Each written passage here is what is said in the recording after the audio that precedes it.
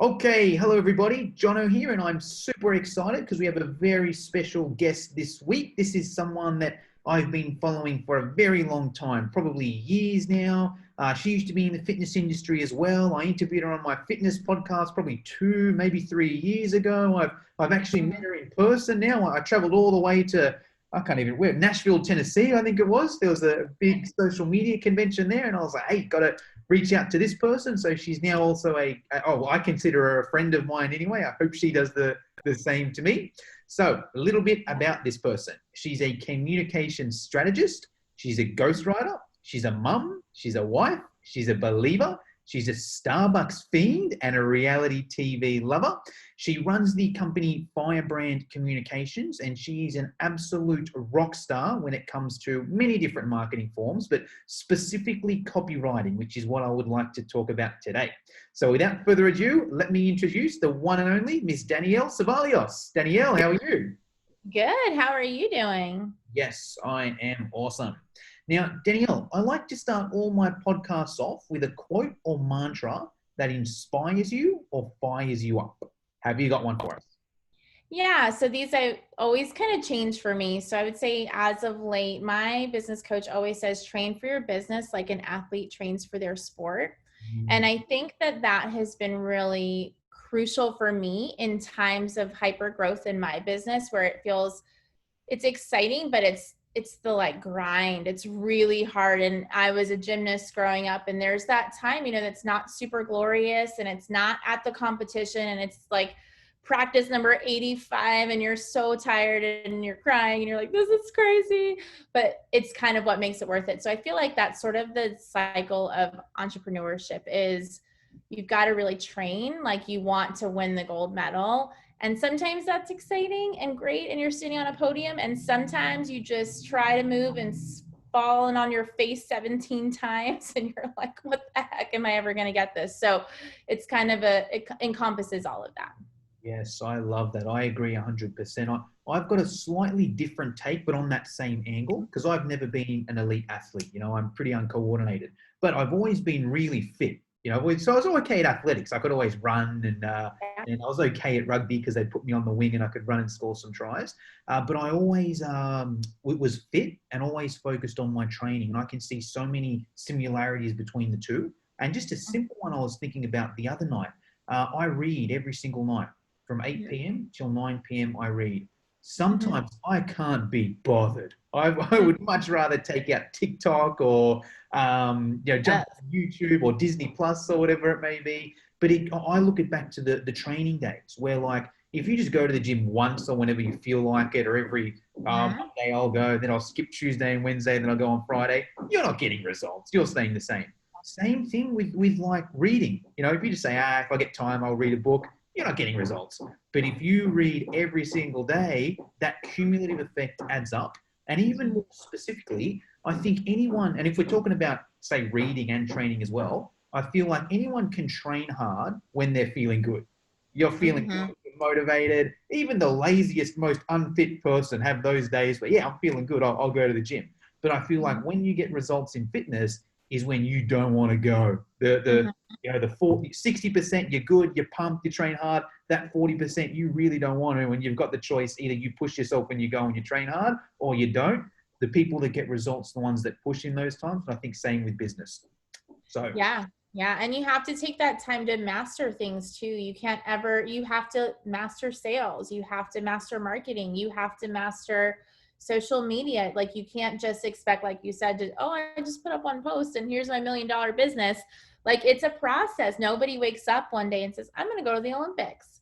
They train for years. They go to every competition and on the way, like it's this big, long process. And yet we think we're just going to like wake up and have this crazy, amazing business. Like, oh, here's my 6-figure business. Here's my 7-figure business. You've got to train for it. You've got to put in the work. So yes, agree. Well, hey, Danny, I'd like to start off with all my guests, their story. Now, you've got just from what I know about you, you've got quite a long one. Every time I speak to you, there's a different business or there's a different direction, or you're working on something new. So I'm just going to hand it over to you from here. Feel free to start wherever you want to start and let us know a little bit about you and how you got to where you are now and what it is you actually do now as well. which is the story in its own, right? Yeah, it's a little bit nuts. So I always want to encourage people, there's not a straight path, and what you're doing today doesn't need to be what you're doing in 2 years. Just start. And you can't make decisions about where you want to be until you actually start doing things and figure out where you want to be. So I went to college, got a degree in psychology, which means nothing. I can just be really smart about people's brains, but I can't do anything with an undergrad degree. So I went to graduate school, became a teacher. I worked with students who have learning disabilities in class. And so this was before like the online world existed. This was before any of this was even an option. Like people got normal jobs, like they were teachers, they were nurses, they were a doctor, like it was just what people did.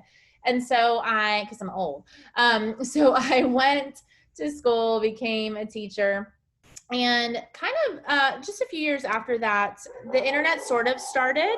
And those are my dogs. Sorry, somebody's probably coming home. I'm barely here. So during that time is sort of when the internet started, and my husband and I adopted our daughters. And in order to kind of keep family up to date on things, I started a blog.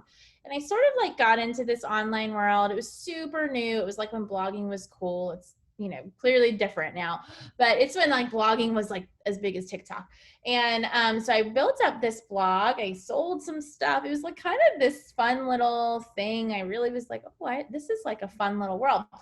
And so I kind of kept that blog going even after we adopted our girls, and we moved overseas, and I was in a teaching job that was like the easiest job I've ever had. I was super bored. And so I was like, I'm going to become a personal trainer. And I kid you not, I've thought about this so many times. I hate working out with people. I like to work out alone. I want my headphones on. I'm super extrovert, but that's like my one time where I just want to be by myself. And I don't know why I thought this was a good idea, but I think I just wanted a job where I could wear leggings. So I became certified as a personal trainer, and I was living in Bangkok at the time. And so as an American, I wasn't allowed to work, like my school visa is how I got there. So I wasn't allowed to work in like anywhere else but this school. So I had to start my business online. And so because I could sell it, to people in America. So I started a fitness business online. I got a coach who was like, now she owns a more than 8-figure business. But she was starting with 11 people. I remember, I think I paid her like $189 a month. It was ridiculous. And I started these online programs. I realized I hated coaching people. Let me get my head around this. Was she a business coach that helped you, or was she a coach that? No, okay, so she was a business coach? She was both. So it's really interesting. So she had her own fitness programs, and she had started coaching female fitness pros. Okay. So she was running her own programs in her fitness world, and then she coached all these other people. And she also had a digital marketing agency for those other people. And because of my background in writing, I realized I didn't like coaching. I was on this call with her. I was like, I really hate this. Like, I don't want to do this. And she was like, well, you write, don't you? And I was like, I mean, I guess, like, sure. And she's like, well, do you want to write for my business? And I was like, sure. And I was still teaching full time. So I started writing for her, and she was like, oh, do you want to start writing for my clients? Because she had this agency. And I was like, sure. So I got like this massive boot camp in copywriting on the job. Like I taught all day. I was a cheerleading coach, was at football games and basketball games and all the games. And then I'd come home and write for hours. And I had to learn literally everything. That a bit, Danielle, when you say write, just in case the listeners aren't quite sure, this is blogs, this is email follow-ups, It was everything. Literally everything. And it was probably at the start for like 10 to 12 different women, and it grew over time. She grew her, I mean, she's just a genius. So she grew her business insanely. But I was writing blogs, emails, social media posts, lead magnets, landing pages, sales pages. No joke. I remember, I didn't know how to do any of this at that time. I was a good writer, but there's a difference between being a good writer and being a good copywriter. They're two really different skill sets. And so I had to learn. I'm like Googling like copywriting formulas. I did eventually take like the big courses that are sort of the gold standard, but at the time I didn't know anything. What I did know was people. I understood people, and I understood the fitness world. I understood why people would invest in a fitness program. And so I was able to tie those two together. I had no clue what I was doing. I was writing hours and hours and hours a week. And my teaching job got a little nuts. I was like, I'm going to quit forever. I'm just going to be happy as a teacher. Enough of this nonsense. And like a month later, I got bored. I started like this online store, hated it, sold it. And I then just decided, okay, I'm going to go back to copywriting. It's clearly a skill I have. Her agency was no longer, she closed it down because her fitness program was so huge. And so I went back to copywriting, and I've been doing that ever since. I swore I would be a freelancer forever and that I would never hire a team, and nobody could ever write as good as I did, which is ridiculous.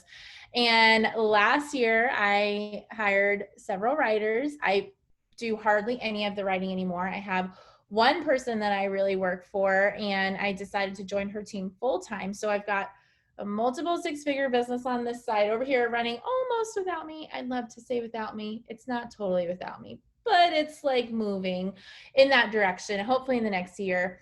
And then I'm actually working for my old business coach and her company that's just grown insanely as her marketing director. So it's kind of this weird, it's a weird story. I recognize that it's crazy, but it's not a straight path. And the one thing I will say at every turn was I needed to go through all of those seasons. I needed to go through all those phases. I needed to grow. I needed to do the hustle at the beginning where I was like reaching out and getting the clients, and I had 0 clients.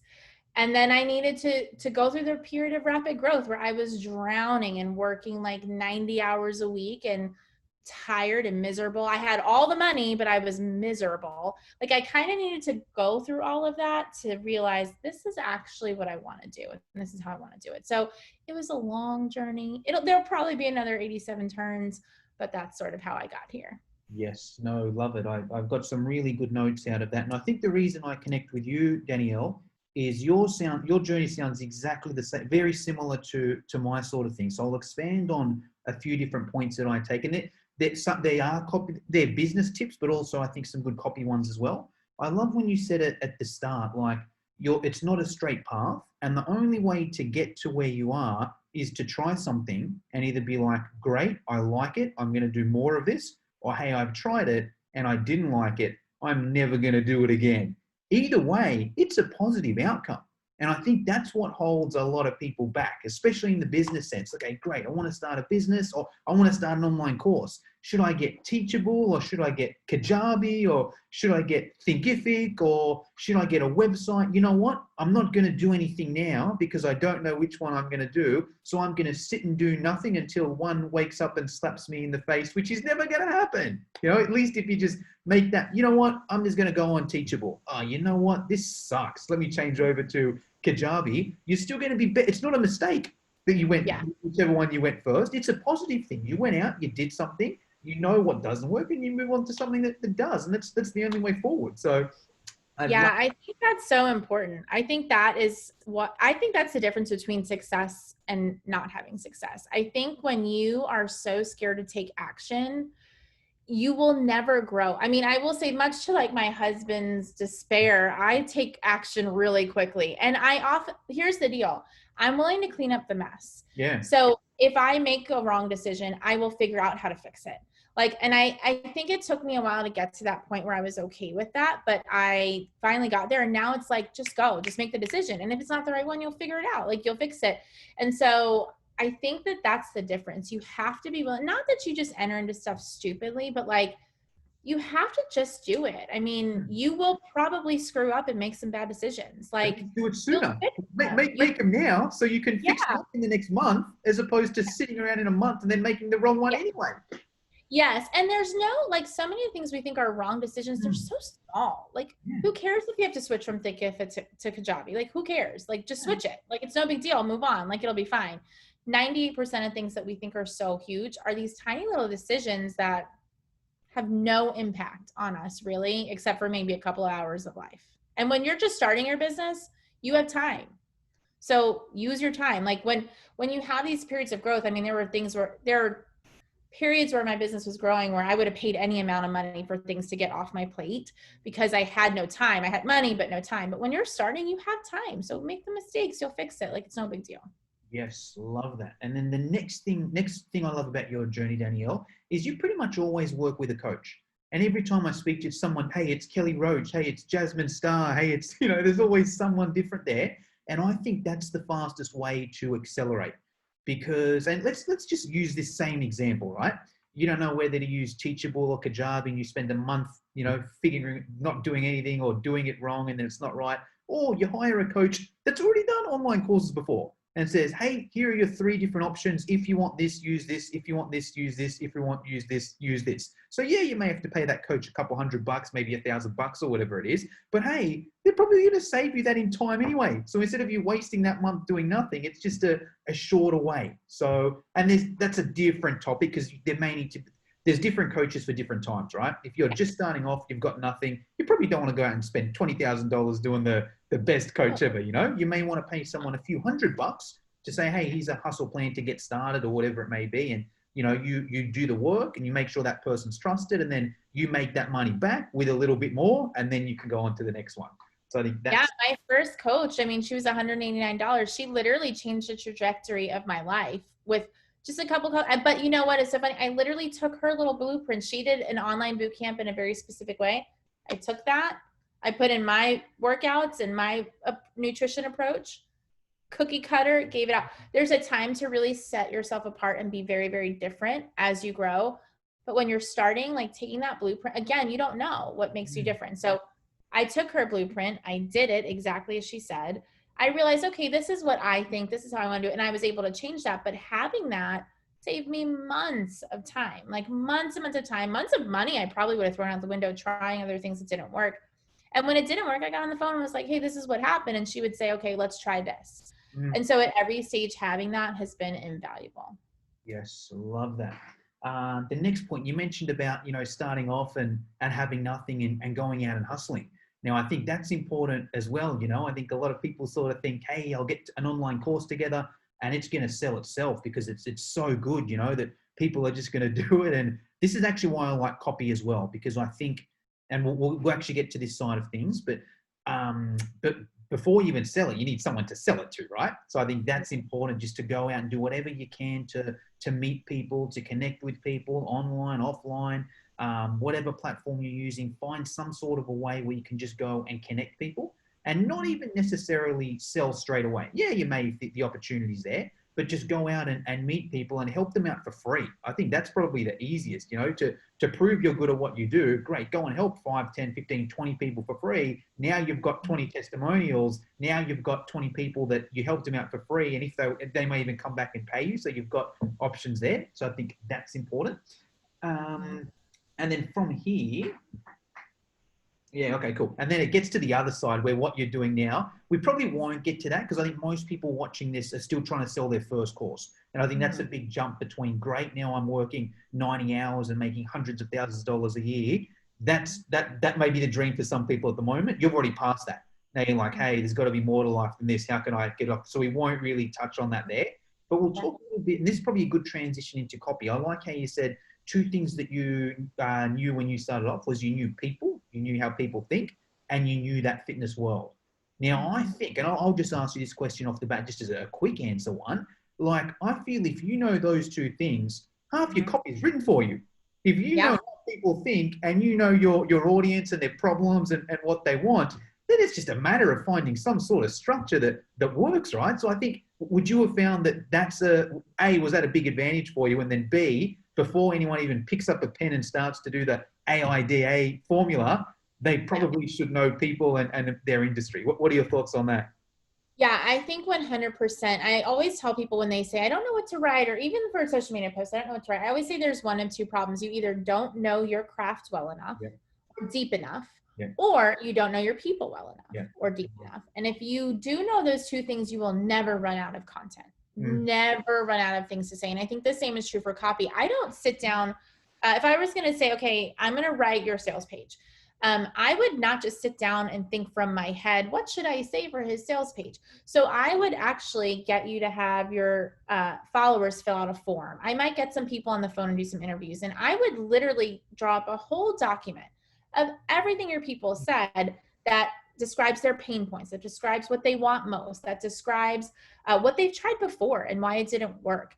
I would get all their language and I would know exactly what they wanted. And then I would know your program really well. I would look at what you're offering, what's involved, and I would say, okay, how do I bridge the gap? That's all really good copywriting is bridging the gap between here's what you're offering and here's what they're saying they want. How do I put those two together? And I, in many instances, copy and paste the phrases the people say onto the document as like the bare bones of my copy. And then I go in and use the formulas and all those things. But it's not from my brain. I don't just like make it up like, oh, this sounds great. It's not creative writing. It's really purposeful, intentional, speaking to the pain points and desired outcomes of your people. So when you know your people well, if you're writing your own copies, that's what I do when I write for other people. When I'm writing for my own people, I don't have to do this big extensive thing. I'm constantly like in touch with them in DMs, on discovery calls, in Facebook groups, looking at what they're asking, and constantly keeping that sort of cycle in my mind of this is what they say they want, this is how they say it. So I'm not sitting down with a blank page, even though it feels like a blank page. It's not. It's really just taking what your people say they want and telling them how what you offer gives it to them. And if you stop overthinking that, the words will come a lot easier. Yes, love it. Well, where I'm thinking we'll go from here, Danny. So I had a copywriter on probably the episode or two before this, and she spoke a little about the formulas. So what I'm thinking could be cool if we go now for some tips. So let's just assume, people have some, that they understand, great, I know my ideal client, I know my program, I know a few copywriting formulas that I can use. Now let's get more to the practical side of things. So let's say, whatever, someone's used the paster formula or the AATA formula, and they've written a Facebook ad or a Facebook post, and someone's clicked that link and they go to, I guess we could say, either an opt-in page where they have to enter in their details for more, or it could be let's start with the opt-in page actually. So they go to an opt-in page where they need to enter their details, and then they go to the sales page or get an email or whatever it may be. What are some 2 or 3 copywriting tips you could give us there to increase the chances of people opting in on that opt-in page? Yeah, so you always want to keep in mind cold traffic versus warm traffic. So if this is a Facebook ad, I would consider that pretty cold traffic. These are not people you've likely engaged with in other capacities. So when you are speaking to cold traffic, you have to be so crystal clear within 3 seconds, what's the benefit for them and why should they be compelled to sign up, right? So let's say you're hosting a workshop, right? And that's going to lead into your course launch. Like you're going to have, a 3-day challenge, and there's going to be videos, whatever. You have to have one headline that gives them the exact outcome they can expect. Learn how to book 10 high ticket clients in 3 days or less. That's a really tangible, clear outcome. You as the coach might know, like, okay, there's 87 things they have to do to get there, but they do not care about the 87 things. They just want to know, I'm going to get these 10 clients in these 3 days. That's all they want. So you write that headline nice and big above the fold. So above the fold is anything that is before someone has to scroll. It is the most prime piece of real estate on your page, and you want them to not have to scroll to get any information. Above the fold, the headline. And then I like bullet points when you're just starting. So there's a million ways to do this. This is not the only way, but I feel like when you're starting out, 3 bullets. What can they expect? In this 3-day workshop, you'll learn my secret sales script to close a client every single time. Whatever you're going to offer, 3 to 5 tangible things. And then a button to opt in, all above the fold. So I never have to scroll in order to put my name and info in there. I don't have to sit there and think, what does this person mean? What am I going to get? If you're cold, like if I don't know you and I come to your page, I'm not going to just sit there and try to figure it out. I'm not going to burn any calories. I'm not going to waste any time thinking about what you mean. I'm just going to peace out. If I see, okay, wow, I don't know this guy at all. He's some strange dude on Instagram, but this headline is like exactly what I want. I actually just had that problem yesterday, and I was talking to someone about it, and he said it exactly, and he's got these 3 things I'm going to learn. I'll probably sign up for something free, right? So you got to make sure they have that clarity within the first 3 seconds, and really like ask someone in your market, like ask someone, would you sign up for this if you saw this and you didn't know me? Because you have to think, you're competing for attention every second of the day. Even if they're on your landing page, you've got to keep them there. and they do not care about you. They don't care about your credentials. They don't care about how awesome your course is. They literally just want to know, what am I getting out of this? So that is, if you can in 5 seconds tell them what they're getting out of this, your chances of opting in are like a billion times higher. So that would be my one piece of advice. I know you asked for a couple of tips. That's it. If you can do that, that's everything. Yes. And then I would say my only other piece of advice is you've got to test. Specifically when you're running Facebook ads. You can't just like put up one page and say it's not working, then call it a day. It kind of goes back to what we were talking about before. You're going to have to do 3, 4, 5, 10 landing pages. Like, you're going to have to see what works. The company that I'm working with now, we have a launch. It's the same launch every 6 to 8 weeks, right? It's amazing. What worked in February that converted at a really high rate isn't working this month. We have to do a whole new page. Sometimes we'll have 3 pages running at the same time because it might really speak to this audience over here with this page and this audience over here with that page. So you're going to have to test. If you're not getting opt-ins, change your headline. If you're not getting opt-ins, change the placement of the button. Sometimes you can change the color of the button and it will make a difference. You could change one word on that and you can get a 5% increase in opt-ins. So you've just got to be willing to test and like separate your emotions from it. Like, it's not failure, it's not a mess. It's just like, okay, it's not working. How do we fix it? So you test those things and try to fix it. Yes, love that. I'll give a summary because you obviously know this stuff quite well. You can go through it quick. I'll give it a summary for the listeners there. So essentially what Danielle is saying is the most important part is that headline up the top. Have some headline that states the exact outcome that that person's getting to get their attention. Great, yes, that's what I want. Then 3 to 5 bullet points saying what that person's going to get.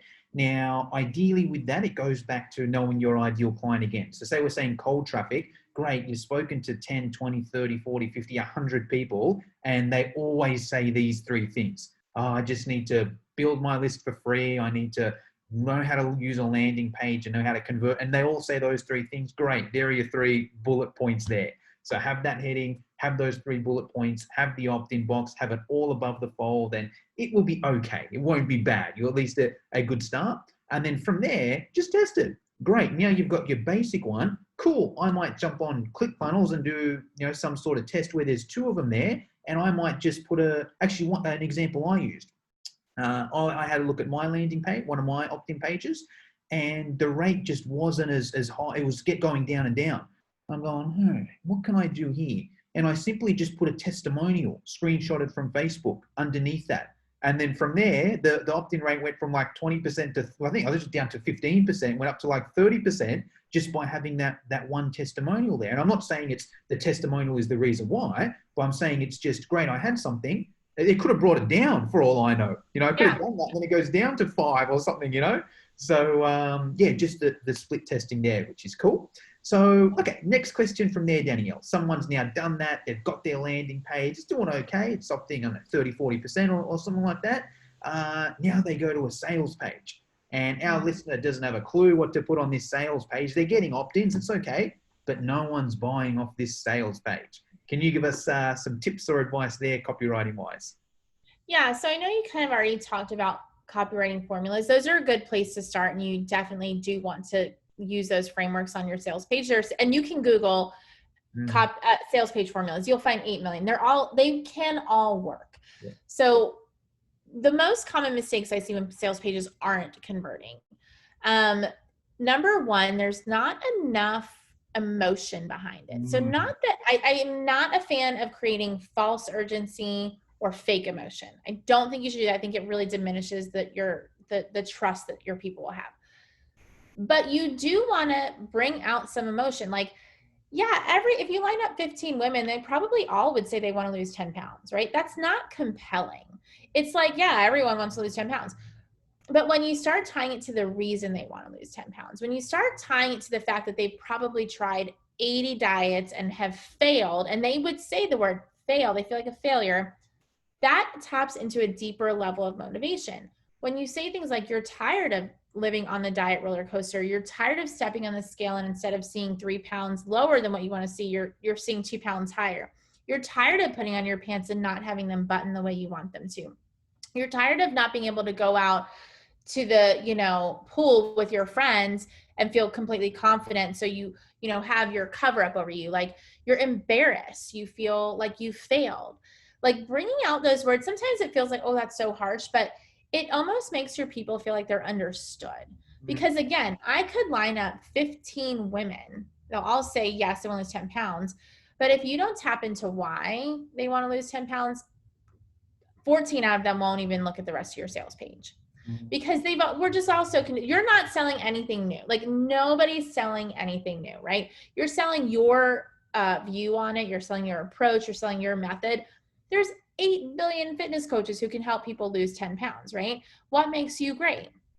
You've got to show them that you understand them. When people feel understood and heard and they feel like, oh, this, like Jono gets me, I'm going to give him my money. Can 6 other people train me? Absolutely. But he gets it.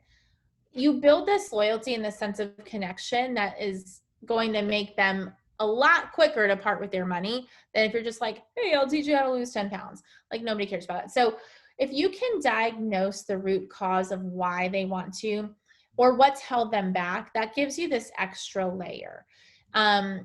So you can talk about, well, the fitness industry is designed to make you fail. Like that's how they make their money. They want you coming back and over again. It's not your fault. You've tried, you've put in your best effort. None of these programs are there to help you develop habits. And so you've consistently been on this cycle, but there is a better way. When you tap into it at that level, it gives them this sense of like, oh, like, okay, like maybe I can do it. So that's one mistake. People don't have enough emotion behind the pain point. There's not enough agitation. So I don't know if you talked about like pain, agitation, solution in the last one. There's not enough agitation. Like it's just sort of like you're tired of being overweight. Yeah, okay, great. But like why? Why are people tired? Because it means you can't go out without feeling crappy, right? You've got to tap into that second layer. Can I jump in here? Because I think it's some really good points there as well. So yeah, I love how you've brought the emotion side of things. The sales strategy that I follow is essentially people buy on emotion and justify with logic. So they'll never, and I learned this when I was selling my first online course. It was helping boot camp instructors grow their business. My course cost $500, which over in Australia, that's the cost usually of a 12-week boot camp.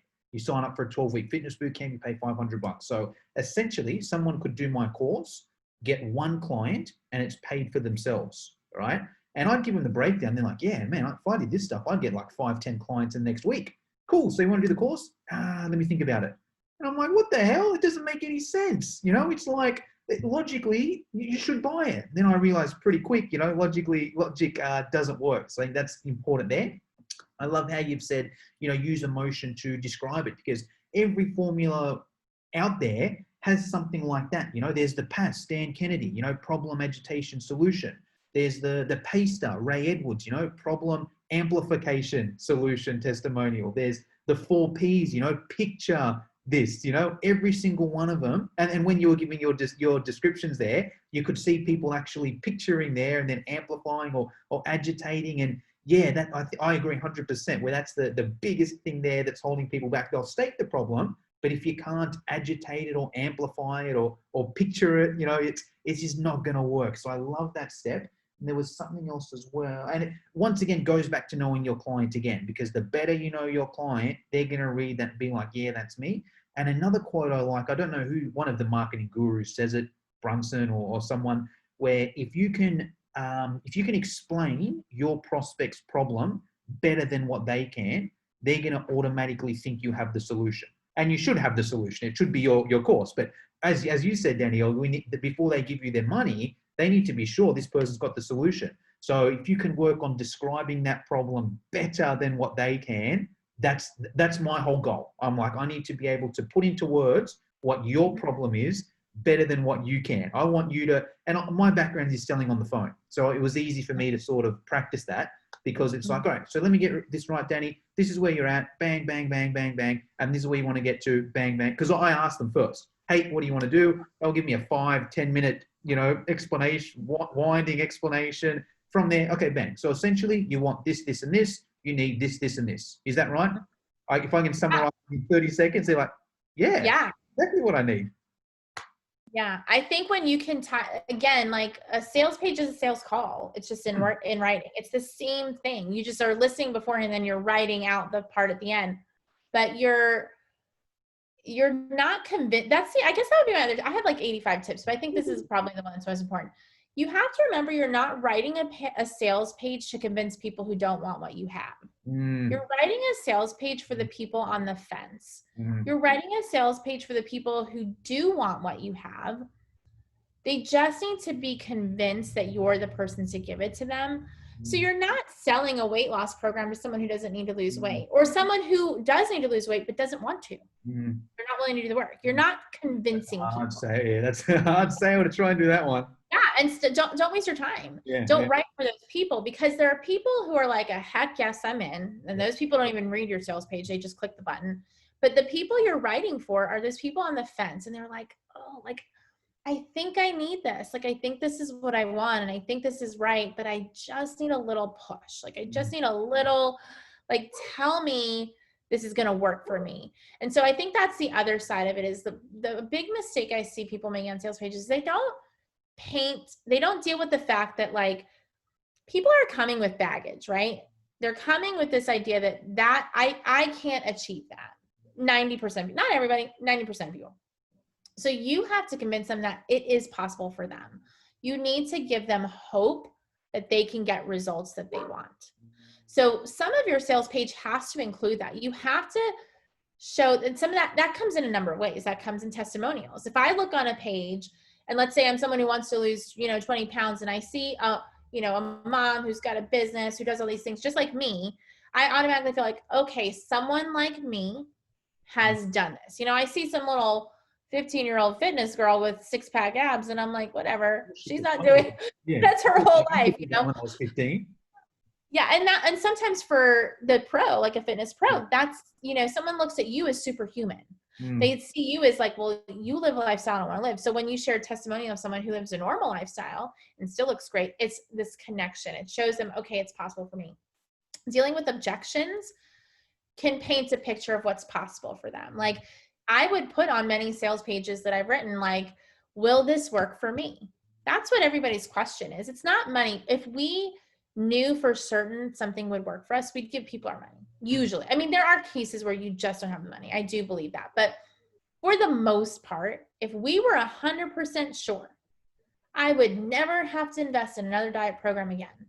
Or I would never have to, figure out another sales strategy again, or whatever. Because what you taught me was going to work. If I was 100% sure, I would find the money, right? Like, we would all find the money. I'd sell my car. If there was a program for $2,000 and I knew it would make me $20,000 that month, I'll sell my car for $2,000, pay you, and then buy one for $10,000 in a month's time, and I'm still ahead. Yes, but people don't believe that. And in their minds, they're saying, is that possible for me? I don't know. So when your sales page leaves that off, it just leaves them with the sense of like, well, that's for someone else. That's not for me, even if it is for them. So you have to paint that picture. That can be in a frequently asked question. That can be in testimonials. That can be in a section sort of devoted to painting a picture of what's possible. I love a good even if statement. This program is for you, even if you hate going to the gym. This program, like I used to always, when I was doing fitness, I hate to cook. I can't cook. It's like this ridiculous joke in my family. Like, this program is for you, even if you hate meal prepping and don't want to cook. Like, even if you have no time, like those even if statements, that it like calms people's nerves of like, I can't make that work. I can't spend 10 hours meal prepping. I can't spend 20 hours on the phone calling people to get sales. So you have to address those things. You can't leave the questions in their mind. And you have to recognize everybody comes to the table with baggage. We all have baggage about everything. We don't know it, but we have it. So you've got to address it. Don't make it this weird elephant in the room. Just call it out. Like, why is this program cost so much money? Here's why. Like, I would write that, depending on not for everything, but I would write it if it was something that I knew was going to be a significant objection. Will I get results? I would answer it if it's something that I knew people were going to wonder. So you have to really consider that for your course. What's their biggest objection going to be? And you're going to know that because you ask them.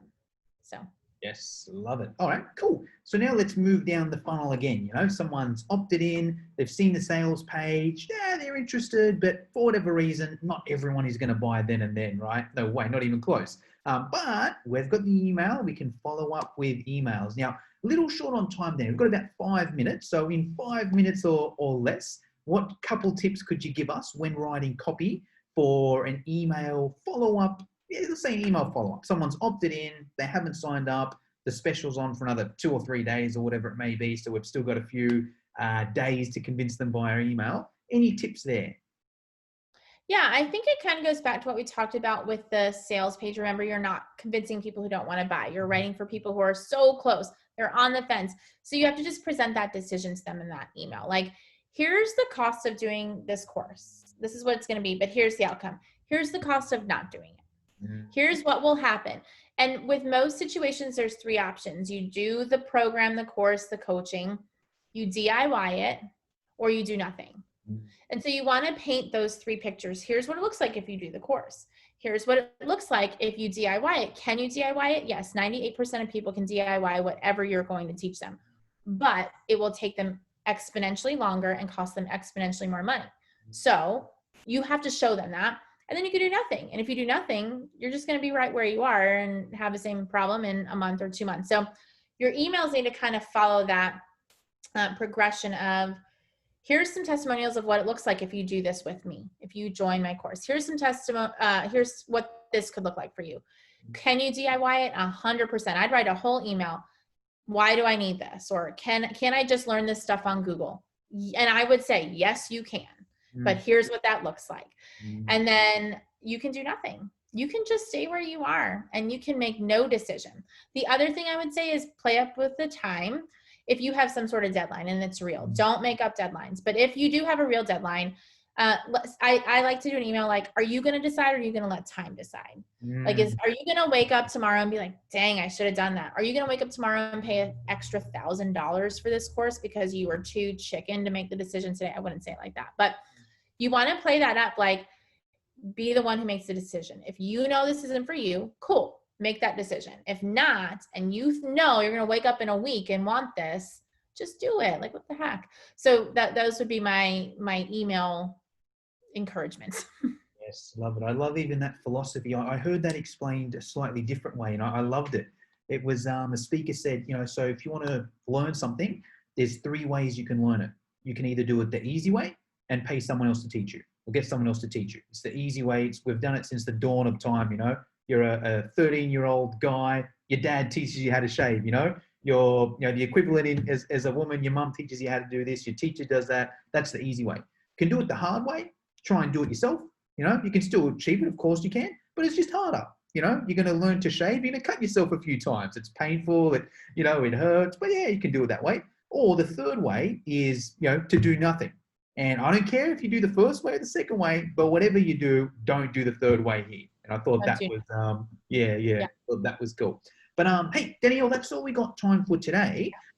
Anyone listening to this, if they're like, you know what, this is cool, I like Danielle, I like her style, where's the best place to follow you? Facebook groups, podcasts, Instagram? Where should we go? Yeah, so I have a podcast called Firebrand Radio, and I interview 7- and 8-figure business owners all about their journey. It's really kind of about like the truth behind entrepreneurship. There's a lot of people selling a lot of stuff that's not real. So I want to kind of keep it honest, keep it real, and this is what it's really like. So you can find me there, iTunes, Stitcher, all the places. And then I have a Facebook group that is for people who listen to the show. So it's Firebrand Communications on Facebook as well. Awesome. I'll put all those links in the show notes. That's all we got time for today, Danielle. Anything you wanted to leave us off with, or is there anything I should have asked you but didn't? No, I think my only encouragement is you just have to do, like, just stop overthinking and do. You will learn. You will get better. People with writing have a really weird block and they're like, I just can't write. You're going to have to write if you have a business. You don't have to be a copywriter, but you're going to have to write. So just practice, like, give yourself grace, put something out there that's not so great, and just get better. Like, learn, commit to it, put in the time, and you'll be fine. You will get to a point of competency and you'll feel great about it, but you're not going to do that if you just sit there thinking about how terrible of a writer you are. So just type up some words and send them out. I love it. Awesome. Thank you for your time, Danielle. Yeah, thanks for having me.